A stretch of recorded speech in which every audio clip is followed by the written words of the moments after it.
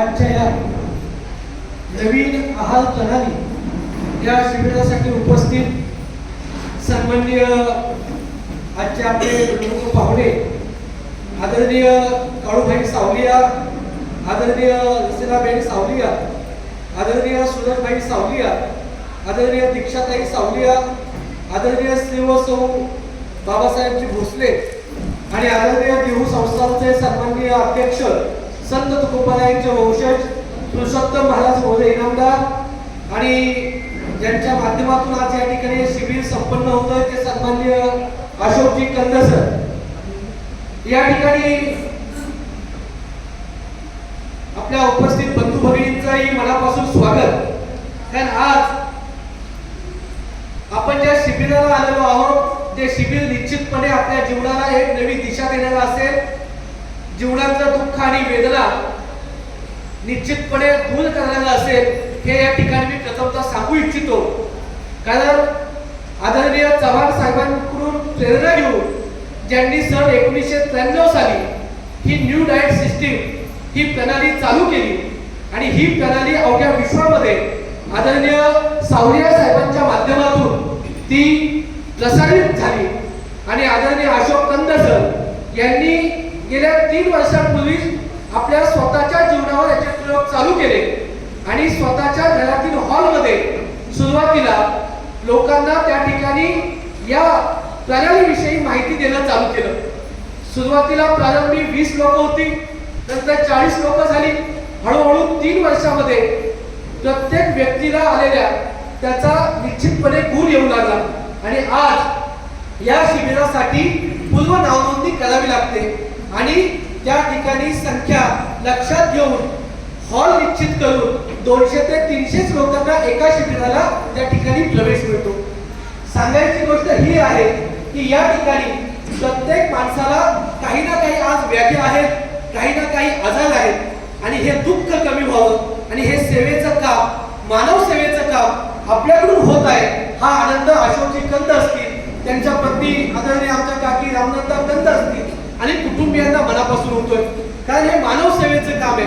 संत तुकोबारायांनी अभंग वचनामध्ये सांगितलं, जे का रंजले गांजले त्यासी म्हणेच वापुले, तोची साधू ओळखावा देव तेथेची जाणवा. या संत तुकोबारायांच्या भूमीमध्येच आपला जन्म झाला असेल तर आपण हे सेवेचं व्रत पुढे घेऊन गेलो पाहिजे. आदरणीय चव्हाण सर असतील, आदरणीय काळूभाई सावलिया सर असतील, यांनी जे व्रत आपल्याला सांगितलेलं आहे, जे सेवेचं काम आपल्या हाती दिलेलं आहे ते आपण प्रामाणिकपणे केलं पाहिजे आणि हीच भूमिका घेऊन आदरणीय अशोकजी कंद यांनी ही भूमिका लोकमानसापर्यंत प्रसारित करण्याचं हे काम सेवेचं चालू केलेलं आहे. जाता जाता मला या ठिकाणी सांगावंसं वाटतं की जीवनामध्ये आपण कशाला महत्व देतो आणि कशाला महत्व दिलं पाहिजे. आपण कदाचित तो एक पॅसेज वाचला असेल, देवलोकामध्ये माता लक्ष्मी आणि भगवान विष्णू यांचा संवाद चालू असतो आणि संवाद चालू असताना पृथ्वी लोकांमध्ये एक प्रेतयात्रा निघालेली असते आणि त्या ठिकाणी भगवान विष्णू माता लक्ष्मीला ती प्रेतयात्रा दाखवतात आणि त्यांचा संवाद चालू होतो. संवादामध्ये त्या ठिकाणी भगवान विष्णू म्हणतात, तू पाहतेस का? त्यावेळेस माता लक्ष्मी म्हणते, मी पाहते की ती प्रेत यात्रा चालू आहे आणि लोक त्या प्रेत यात्रेवरती पैसे उधळत आहेत आणि पैसे उधळत असताना सगळी लोक त्या मागे जाण्याऐवजी पैसा उचलण्यामध्ये दंग आहेत आणि त्यावेळेस भगवान विष्णू फक्त हसतात आणि माता लक्ष्मीला म्हणतात, अगं तू फक्त त्या लोकांकडे पाहते जी पैशासाठी पळतायत, पण तू पाहिलं का की ते प्रेत पैशासाठी पळालंय का? तर माता लक्ष्मी म्हणते, ते कसं पळेल, ते त्या ठिकाणी निश्चितपणे त्याचा मृत्यू झालाय, त्याला कसं जाता येईल? त्यावेळी भगवान विष्णू फक्त हसतात, म्हणतात, जोपर्यंत मी या देहामध्ये स्थित आहे ना तोपर्यंत लक्ष्मीला मूल्य आहे.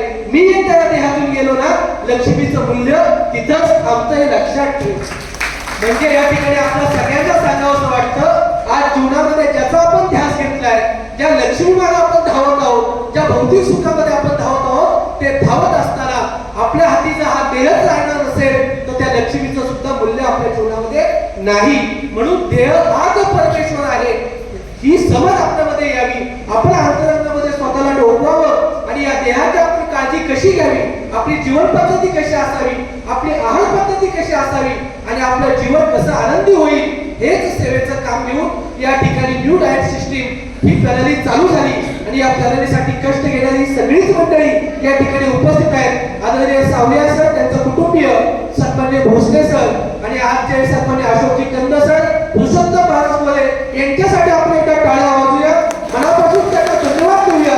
त्यांच्याविषयी मनापासून कृतज्ञता व्यक्त करतो की आपलं हे सेवेचं काम, मानव सेवेचं काम अवघ्या विश्वामध्ये असंच प्रसारित हो, सगळ्यांच्या दुःख आणि वेदना जीवनामध्ये निश्चितपणे जाओ, हीच आज भगवंताच्या मी प्रार्थना करतो.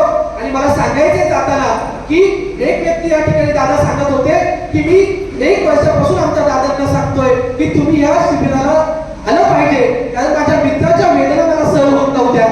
शुगरमुळे त्याला ज्या वेदना होत होत्या, झालेली जखम पूर्ण बरी होत नव्हती आणि ते दुःख त्या मित्राला होत होतं. या संवेदनशीलतेनं आपण ज्यावेळेस आपल्या मित्रासाठी, आपल्या नातेवाईकांसाठी, आपल्या कुटुंबासाठी जगू ना, त्याच्या प्रार्थना तुमच्या कुटुंबाला मिळतील. हे सुद्धा या ठिकाणी सांगावंसं वाटतं, कारण हे काम सदिच्छा, शुभेच्छा आणि प्रार्थनेतून पुढे जाते. त्या जीवनाला आपल्यासाठी मिळालेली प्रार्थना खूप मोठं काम करीत असते. हे लक्षात ठेवून अवलंबलेले हे काम आहे.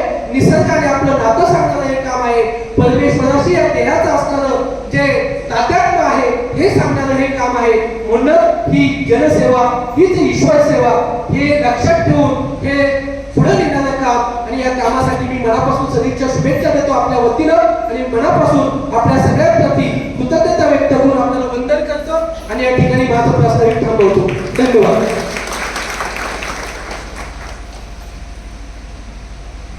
धन्यवाद सर. खरं तर हे जे मानव सेवेचं व्रत आहे हे अखंड आणि अविरतपणे एकाकडून दुसऱ्याकडे आणि दुसऱ्याकडून तिसऱ्याकडे हे अखंड जेव्हा चालू राहील तेव्हा मला वाटतं हे अवघं विश्व सुखी होणार आहे. आणि संत ज्ञानेश्वरांनी आपल्या पसायदानामध्ये जे मागणं मागितलेलं आहे की अवघं विश्वची माझे घर, त्याच पद्धतीचं ही जी कार्यप्रणाली आहे आणि हे जे आदरणीय सावलियाचे कुटुंब आहे हे तेच काम अखंडपणे अविरतपणे करत आहे. तिथे माणूस असेल किंवा त्याचं गाव असेल किंवा त्याची भाषा असेल, हे कुठेही याचा अडसर कुठेही येत नाही. फक्त एकच भावना महत्वाची असते की माणसाने माणसासाठी केलेलं ते काम आहे. आणि म्हणूनच आज इथे सगळी माणसं जमा झालेली आहेत. कोणाला ना कोणाला कोणता ना कोणता आजार असेल, व्याधी असेल, मग ती शरीराची असेल किंवा मनाची असेल. पण शरीर जेव्हा आपलं तंदुरुस्त असेल तेव्हाच आपलं मनही आपण प्रसन्न ठेवू शकतो. म्हणून सर्व सिद्धीचं जे फळ आहे आपलं शरीर, त्या शरीरालाच आपण कसं ठेवलं पाहिजे या मार्गदर्शनासाठी, या शिबिरासाठी आपण सगळे इथे जमलेलो आहोत. तर पुन्हा एकदा या शिबिरामध्ये आलेल्या सर्वांचंच मी मनापासून स्वागत करते. आणि आता आपण वळणार आहोत सन्मान सोहळ्याकडे. खरं तर एवढे दिग्गज माणसं आज व्यासपीठावरती विराजमान आहेत, तर कुठेतरी असं वाटतंय की हे जे मानव सेवा जिथे येते तिथे कोणताही लवलेश नसतो.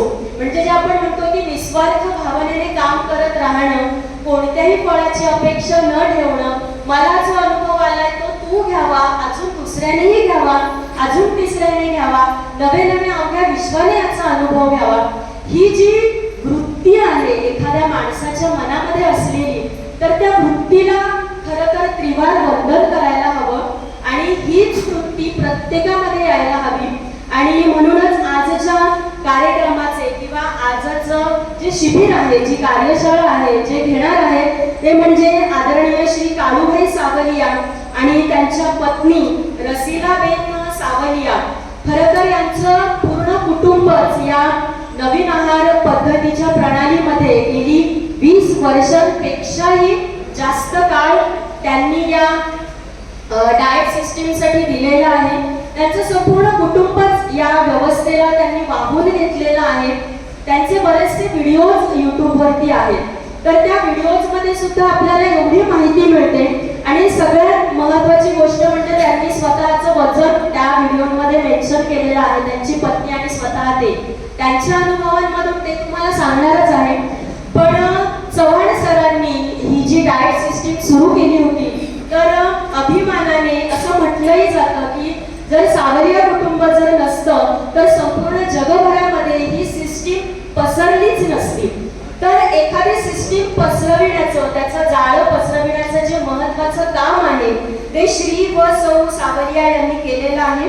नव्हे त्यांच्याच सोबत त्यांचा मुलगाही आहे, सून आहे, हे सगळं कुटुंबच या कार्याला त्यांनी वाहून घेतलेलं आहे. तर या कुटुंबाचा आपण सन्मान करीत आहोत. ऊंचे आसमान के पंछी भर लेते हैं उड़ान, ऊंचे आसमान के पंछी भर लेते हैं उड़ान, वैसे ही अपनी मेहनत से जिन्होंने छुआ है आसमान, जिन्होंने छुआ है आसमान. तर असं ते आसमानच्या बुलंदीला स्पर्श करणारं व्यक्तिमत्व आज आपल्यामध्ये उपस्थित आहे. तर आमच्या देहूतील संत तुकाराम महाराज संस्थानचे अध्यक्ष आदरणीय हरिभक्तपरायण पुरुषोत्तम महाराज मोरे देहूकर व त्यांच्या पत्नी या दोघांनाही मी विनंती करेन की त्यांनी